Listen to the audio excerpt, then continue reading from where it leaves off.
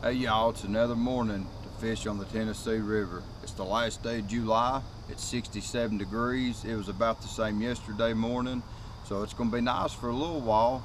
And we're gonna get out here, see if we can catch some fish. Our strategy this morning, we're gonna run back into a big old creek arm and see if we can pick up some fish there.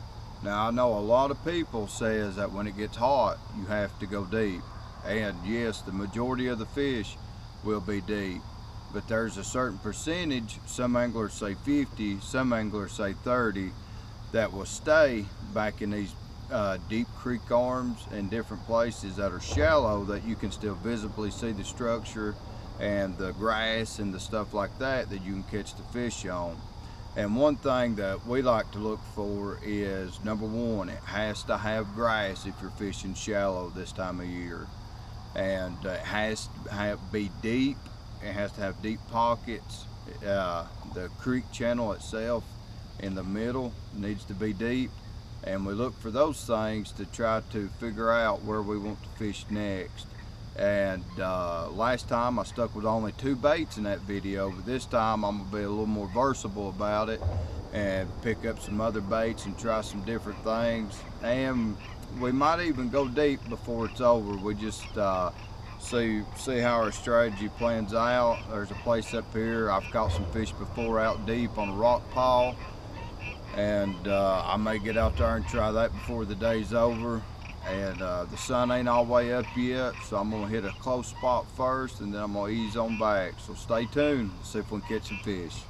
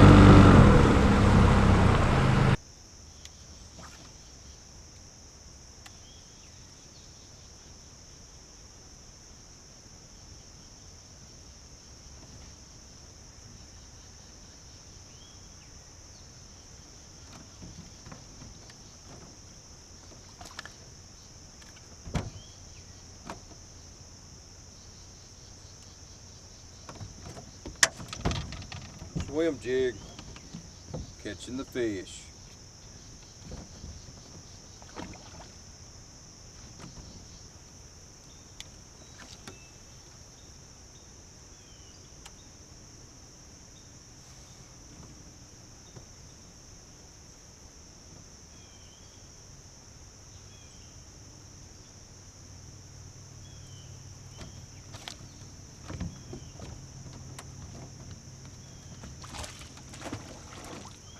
Almost another one.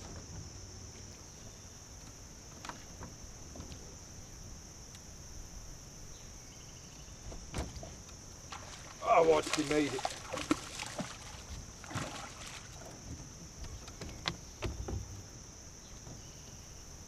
He choked it too.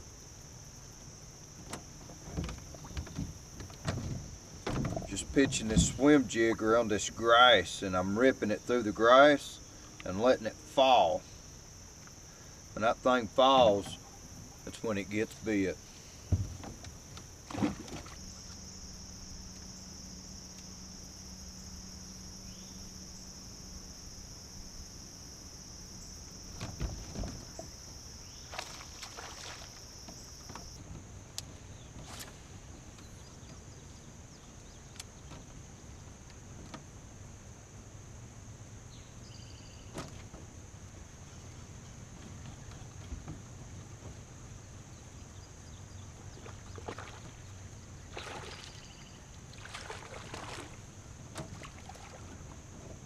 Another one out of the grass.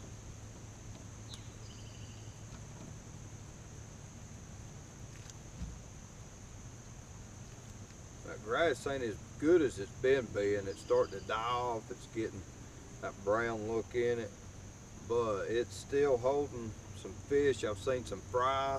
I've seen some gizzard shads. So it's still holding for now, but it won't be long. It won't be holding no more fish.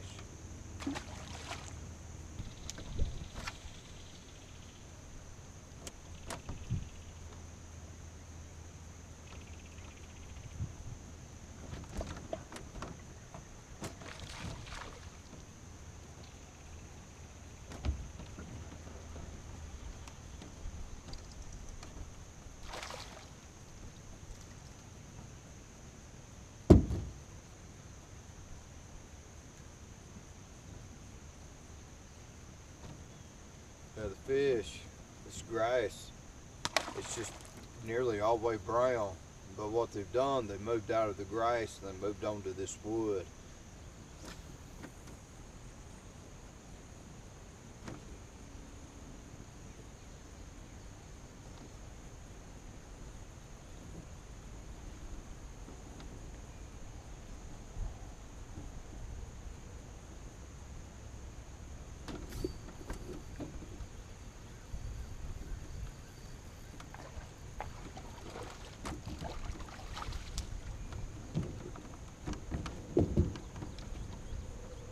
Another one just comes off the wood today. This grass, it starts to die out. The bait starts to push out, so does the largemouth.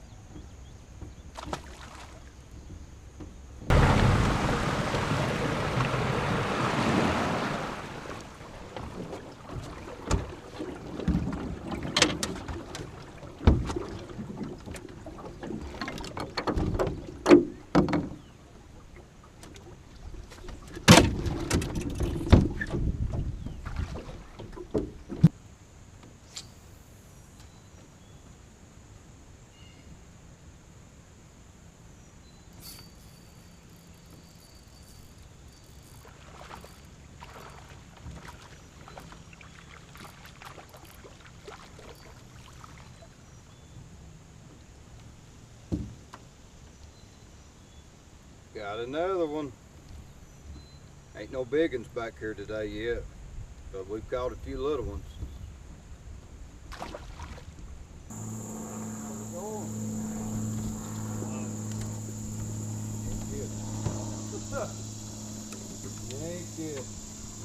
Well guys, that's gonna wrap it up for us today. We come out this morning, was not expecting that grass to be dead back there. But one thing we have to remember, these last 2 nights has been cool. They've been in the mid 60s, and that surface grass is what it's killed out back there. So what the fish did, they moved out of the grass, they moved with the bait come out of the grass, and then they moved up on the wood, and we caught several doing that, throwing up in them trees.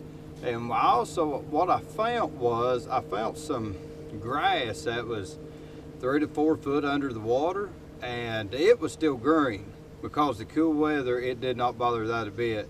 And that's where we got bit too as well today. So I will have to keep in mind, the rule of thumb is these cool mornings, it's gonna knock that grass out, and we're gonna have to move to the wood or move to something deep to be able to catch more fish.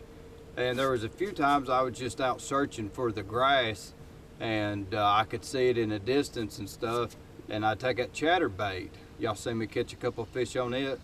And when I was in the big open areas instead of the structure, I use that chatterbait because the water, it got a little dirtier.